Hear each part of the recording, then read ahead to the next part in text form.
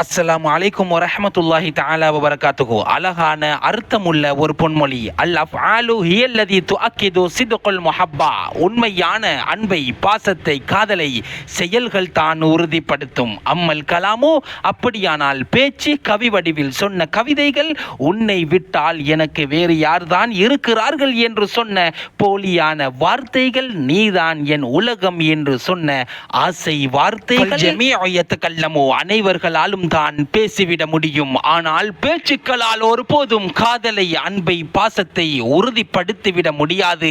செயல்களால் மாத்திரம்தான் உறுதிப்படுத்த முடியும். யாரோ ஒருவர் 5 நிமிடங்கள் ஆசை வார்த்தைகளால், அன்பான வார்த்தைகளால் கதைத்து விட்டார், பேசிவிட்டார் என்று அவருடைய 5 நிமிட வார்த்தையை நம்பி 50 வருட வாழ்க்கையை 5 நிமிடத்தில் 5 பிள்ளைகளுடன், 4 பிள்ளைகளுடன், 3 பிள்ளைகளுடன், 2 பிள்ளைகளுடன் இழக்கிறார்கள் தன்னுடைய வாழ்க்கையை 5 நிமிட பேச்சை. கணவன் தன்னுடைய மனைவிக்கு செய்யும் ஆக சிறந்த ஒரு அன்பு செயல் எது தெரியுமா? அவன் கஷ்டப்பட்டு உழைத்து, அடிக்கும் வெயிலுக்கு காய்ந்து, பேயும் மழைக்கு எல்லாம் நனைந்து, ஏச்சு பேச்சுக்களை எல்லாம் சகித்து, படும் இன்னல்கள் துன்பங்களை எல்லாம் பொறுத்து, தன்னுடைய பிள்ளையை, தன்னுடைய மனைவியை உயிருக்கு உயிராய் நேசித்து, அவனுடைய உண்மையான அன்பை செயல்களின் மூலம் வெளிப்படுத்துகிறானே, அதுவே உண்மையான அன்பு.